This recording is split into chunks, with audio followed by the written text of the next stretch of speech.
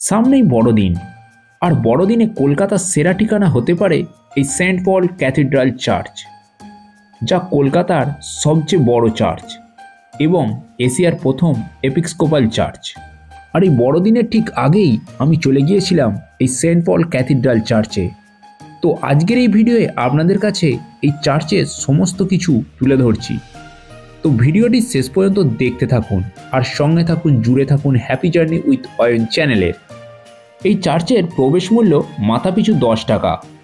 তো টিকিট কেটে ঢুকে পড়লাম চার্চের ভিতরে। তবে প্রথমেই জেনে নিন আপনারা এই চার্চে আসবেন কিভাবে। এখানে আসার জন্য হাওড়া বা শিয়ালদা থেকে প্রচুর বাস রয়েছে। হাওড়া থেকে যেমন আসছে S113, S135, 41B, 107 ইত্যাদি, ও শিয়ালদা থেকে 235, 230, 21, S178 ইত্যাদি বাসে আপনারা চড়ে সহজেই চলে আসুন বিড়লা প্ল্যানেটোরিয়ামের কাছে।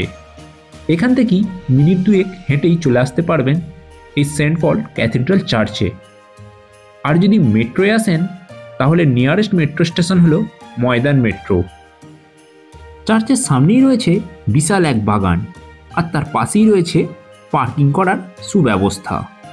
4 চাকার জন্য পার্কিং চার্জ লাগছে 50 টাকা এবং 2 চাকার জন্য 30 টাকা।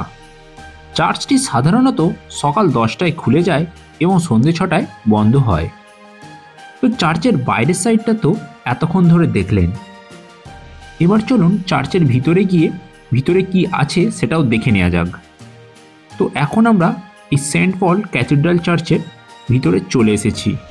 তো আমার সাথে আপনারাও ঘুরে দেখুন এই চার্চের অন্দরমহলটি।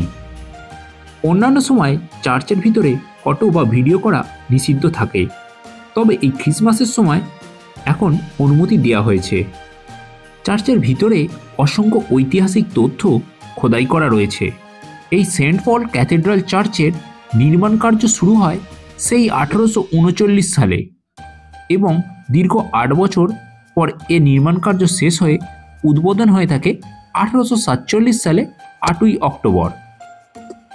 তখনকার দিনে এই চার্চটি নির্মাণ করতে খরচ হয়েছিল আনুমানিক 4,35,669 টাকা।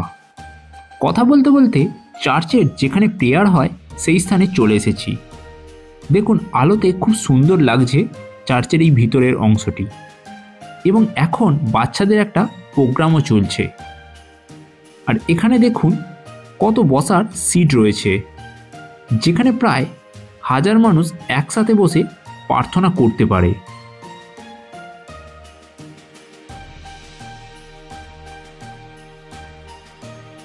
এই চার্চের মধ্যে সকল ধর্মের মানুষেরই আনাগোনা রয়েছে।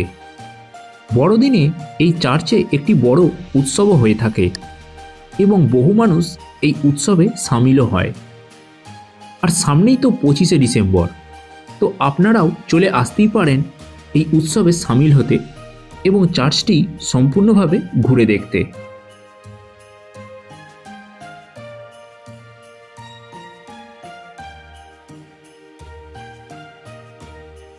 (1934 সালের ভূমিকম্পতে এই ক্যাথিড্রাল চার্চের মূল চূড়াটি ভেঙে যায়। তারপর একটি বিকল্প নকশা অনুযায়ী বর্তমানে এই চূড়াটি পুনর্নির্মাণ করা হয়ে থাকে।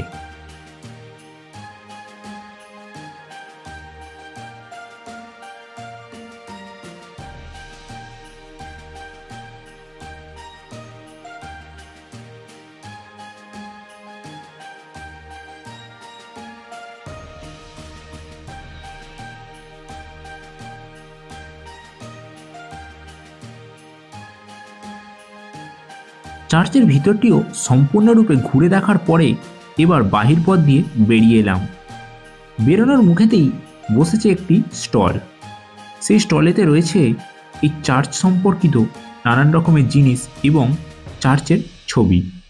তো আপনারা চাইলে এখান থেকে সংগ্রহ করে নিতে পারেন কিছু মূল্যের বিনিময়ে। আর এই চার্চেতে আপনারা কবে ঘুরতে আসছেন অবশ্যই কমেন্ট করে জানান। আর এই ভিডিওটাও কেমন লাগলো সেটাও জানাতে ভুলবেন না। আর ভালো লাগলে তো অবশ্যই একটা লাইক এবং শেয়ার করে দেবেন। আর চ্যানেলে যদি আপনারা নতুন হয়ে থাকেন তো তো চ্যানেলটা অবশ্যই সাবস্ক্রাইব করে নিন এরকম আরও নতুন নতুন ভিডিও দেখার জন্য।